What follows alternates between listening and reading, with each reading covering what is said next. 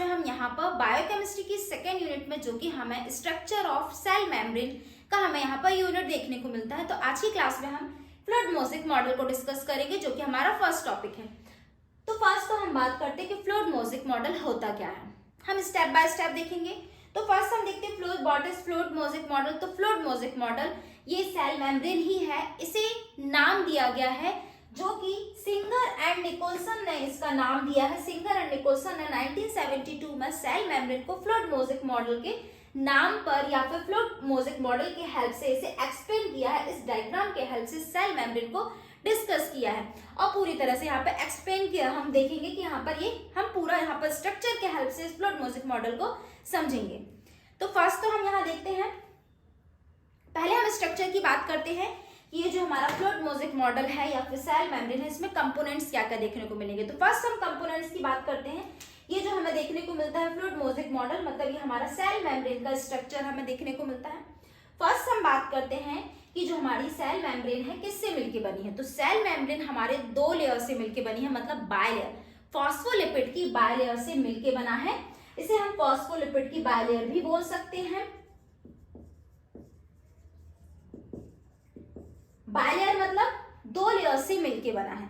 अब हम इन बायलेयर की बात करते हैं। जो हमारा फॉस्फोलिपिड है, इनका स्ट्रक्चर की बात करते हैं। तो जो हमारा फॉस्फोलिपिड है, हमें ये हेड देखने को मिलता है और टेल देखने को मिलता है। हेड तो हमने देखा कि ये फॉस्फेट ग्रुप है और ये हमने देखा जो टेल 2 फैटी एसिड से मिलके बनी है।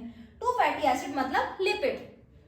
तो ये जो हमारी बायलेयर है phosphate group and fatty acid मतलब लिपिड से मिलके बनी है। तो ये हम देखने को मिल जाता है कि ये हमारी बायलेयर कंप्लीट हो जाती है। फर्स्ट कंपोनेंट हमने देखा। नेक्स्ट हम देखते हैं, यहाँ पर हमें टू टाइप के प्रोटीन देखने को मिलते हैं। एक है पेरिफेरल प्रोटीन और सेकंड है इंटीग्रल प्रोटीन। तो फर्स्ट हम देखते हैं, ये हो जाता है हमारा पेरिफेरल प्रोटीन। ये जो हमें देखने को मिल रहा है पेरिफेरल प्रोटीन। नेक्स्ट हम देखते हैं हमारा ये हो जाते हैं इंटीग्रल प्रोटीन। अब पेरिफेरल प्रोटीन और इंटीग्रल प्रोटीन की खासियत देखते हैं। तो जो पेरिफेरल प्रोटीन होते हैं वो हमें जो हमारे मेम्ब्रेन है या फिर जो हमारे लेयर्स में सरफेस में देखने को मिलते हैं। और हम बात करते हैं इंटीग्रल प्रोटीन की, तो ये हमें एम्बेडेड देखने को मिलते हैं, मतलब लेयर के बीच में बंधे हुए देखने को मिलते हैं। ये परमानेंटली यहाँ पर जुड़े हुए देखने को मिलते हैं। इसे हम बोलते हैं इंटीग्रल प्रोटीन। तो हमने दो तरह के प्रोटीन देख लिए, एक देख लिया पेरिफेरल, एक देख लिया इंटीग्रल प्रोटीन। इंटीग्रल प्रोटीन भी हमें 2 टाइप्स के देखने को मिलते हैं। एक प्रोटीन ऐसे देखने को मिलते हैं जो परमानेंटली एम्बेडेड होते हैं, जैसे कि हम स्ट्रक्चर में देख पा रहे हैं, और कुछ प्रोटीन ऐसे भी होते हैं जो जिस तरह से पेरिफेरल यहाँ पर परमानेंटली एम्बेडेड नहीं है, वैसे हमें कुछ प्रोटीन्स ऐसे भी देखने को मिलेंगे। नेक्स्ट हम बात करते हैं, इसके अलावा यहाँ हमें देखने को मिल रहा है ग्लाइकोप्रोटीन, मतलब हमें कार्बोहाइड्रेट भी देखने को मिलेगा। कार्बोहाइड्रेट ग्रुप भी हमारा कंपोनेंट्स में आ जाता है। तो हमने ये देखी कार्बोहाइड्रेट की हमें चेन देखने को मिल रही है, एक यहाँ देखने को मिलती है, एक हमें यहाँ पर देखने को मिलती है कार्बोहाइड्रेट की चेन। तो ये जो हमारे कार्बोहाइड्रेट की चेन अगर प्रोटीन के ऊपर यहाँ पर लगी हुई देखने को मिलती है तो हम इसे बोलते हैं ग्लाइकोप्रोटीन। तो ये हो जाता है हमारा ग्लाइकोप्रोटीन। और हमें यहाँ पर देखने को मिलती है जो लिपिड्स हैं, जो हमारे फॉस्फेट लिपिड है, लिपिड के ऊपर यहाँ पर हमें यहाँ पर चेन देखने को मिलती है कार्बोहाइड्रेट की, तो इसे हमने बोला है ग्लाइकोलिपिड। तो ये 2 कंपोनेंट हमारे ये हो जाते हैं। नेक्स्ट हमें एक देखने को मिलता है कोलेस्ट्रॉल। ये जो हमें कोलेस्ट्रॉल की चेन देखने को मिल रही है, ये हमें देखने को मिलता है कोलेस्ट्रॉल, जो कि हमारे लेयर्स के जस्ट बीच में होते हैं। ये हमारा हो जाता है कोलेस्ट्रॉल। तो हमने दोनों प्रोटीन देख लिए, एक हमारा कैरियर प्रोटीन होता है, कैरियर प्रोटीन हम देख सकते हैं, एक होता है हमारा चैनल प्रोटीन। ये हमारे हो जाते हैं कंपोनेंट्स फ्लूइड मोज़ेक मॉडल के या फिर सेल मेम्ब्रेन के। अब हम इनके फंक्शन की बात करते हैं। पर्टिकुलर ऑर्गन्स को लेकर हम यहाँ पर इनके फंक्शन की बात करते हैं कि सभी के फंक्शन क्या होते हैं। जैसे कि अभी तक हम पढ़ते आ रहे हैं कि सेल मेम्ब्रेन का मेन फंक्शन है प्लाज्मा मेम्ब्रेन या फिर फ्लूइड मोज़ेक मॉडल, या फिर हम इसे कोशिका झिल्ली भी बोलते हैं। कोशिका झिल्ली का मेन काम है कि पारगम्यता मतलब परमिबिलिटी को बना के रखना, आर पार करने की इनमें कैपेसिटी होती है और बैरियर का काम भी करते हैं। तो हम यहाँ देखते हैं, और इसके अलावा हम यहाँ देखेंगे कि सेल के प्रोटेक्शन में भी हेल्पफुल होते हैं।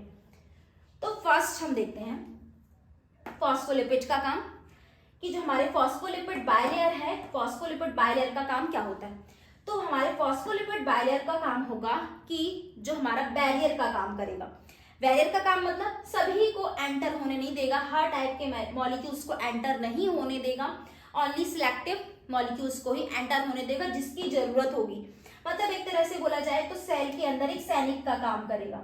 ये जो हमारे सेल मेम्ब्रेन है एक तरह से सेल के लिए सैनिक का काम करेगा, एक तरह से प्रोटेक्शन का काम कर रहा है। ये हमें देखने को मिलता है प्लाज्मा या फिर सॉरी फास्फोलिपिड में, जो हमारे बायलेयर देखने को मिलती है। एक खासियत और होती है फॉस्फोलिपिड की, ये उन्हीं मॉलिक्यूल्स को अक्रॉस होने देगा जो कि यहाँ पर सिलेक्टिव होंगे। ये सिलेक्टिव परमिबिलिटी भी होते हैं, इनकी एक और फंक्शन देखने को मिलता है, ये सिलेक्टिव परमिबिलिटी होते हैं phosphate group and fatty acid, मतलब फॉस्फोलिपिड की बायलेयर। अब हम बात करते हैं कि जो हमारे फॉस्फोलिपिड है परमिबिलिटी तो होते हैं, लेकिन परमिबिलिटी किसके लिए? ये सिर्फ हमें कुछ ही मॉलिक्यूल्स को जाने देते हैं, जैसे कि ऑक्सीजन, कार्बन डाइऑक्साइड और गैसेस। तो जो हमें ये लिपिड्स जो हमारी बायलेयर देखने को मिलती है, यहाँ से CO2, ऑक्सीजन और कुछ गैसेस ही यहाँ पर अक्रॉस हो सकती हैं, मतलब सभी तरह के मॉलिक्यूल्स हमें जाने को नहीं मिलेंगे। नेक्स्ट हम बात करते हैं प्रोटीन की। हमने दो तरह के प्रोटीन देखे थे, peripheral protein and carrier protein, sorry integral protein. तो पेरिफेरल प्रोटीन जो कि हमारा सरफेस में है, इंटीग्रल प्रोटीन हमें यहाँ देखने को मिलता है। तो कुछ मॉलिक्यूल्स हमें प्रोटीन के हेल्प से, जैसे कि हमने बात किया जो हमारे सेल मेम्ब्रेन है सिलेक्टिव परमिबिलिटी होती है, तो उन मॉलिक्यूल्स के हेल्प से चैनल के हेल्प से वो मॉलिक्यूल्स अक्रॉस होते हैं। तो इस चैनल के हेल्प से, मतलब इस चैनल प्रोटीन के हेल्प से वो मॉलिक्यूल्स अक्रॉस हो जाते हैं। और इसकी भी एक खासियत होती है, जो हमारे चैनल प्रोटीन होते हैं वो वन टाइम में वन टाइप के मॉलिक्यूल्स को ही अक्रॉस करते हैं। मतलब यहाँ हमें देखने को मिलेगा ओनली वन टाइम में वन टाइप के मॉलिक्यूल्स ही यहाँ पर अक्रॉस होंगे, जो कि हमें देखने को मिलता है चैनल प्रोटीन में। नेक्स्ट हम देखते हैं पेरिफेरल प्रोटीन। अब पेरिफेरल प्रोटीन का काम क्या होता है? पेरिफेरल प्रोटीन यहाँ पर इंफॉर्मेशन, कम्युनिकेशन, कोऑर्डिनेशन का काम करता है। मतलब ये इंफॉर्मेशन का काम करता है, अगर कोई भी फॉरेन बॉडी आ रही है या फिर कोई भी टिश्यू आ रहे हैं तो ये इंफॉर्मेशन प्रोवाइड करेगा सेल को अंदर तक ले जाने में, मतलब इंफॉर्मेशन को एक्स्ट्रा सेलुलर से इंट्रासेलुलर में ले जाने में। सेम यहाँ पर है, अगर अंदर साइड को है तो वो भी सेम काम करेगा। नेक्स्ट हम बात करते हैं यहाँ पर प्रोटीन के ऊपर हमें कार्बोहाइड्रेट की चेन देखने को मिल रही थी, ग्लाइकोप्रोटीन एंड ग्लाइकोलिपिड्स। हमें दो तरह के यहाँ पर प्रोटीन देखने को मिले। तो इसका काम होगा सेल रिकॉग्नाइजेशन करना, मतलब यहाँ पर ये रिकॉग्नाइजेशन का काम करेगा, पहचानने का काम करेगा कि किस तरह के ये मेरे फैमिली मेंबर के मॉलिक्यूल्स हैं या नहीं है, अदर फॉरेन बॉडी तो नहीं है। इस तरह से ये glycoprotein and glycolipid cell recognization का काम करेगा। नेक्स्ट हम देखते हैं लास्ट कोलेस्ट्रॉल। तो कोलेस्ट्रॉल का लास्ट हम यहाँ देखते हैं, कोलेस्ट्रॉल का काम होता है स्टेबिलिटी बना के रखना, फ्लूइडिटी बना के रखना। तो जो भी अगर अक्रॉस हो रहे हैं, अगर मॉलिक्यूल्स अक्रॉस हो रहे हैं तो चैनल क्लोज होना, चैनल ओपन होना, तो जो हमारे मेम्ब्रेन है वो चेंज होता रहता है, उनका शेप एंड साइज चेंज होता रहता है।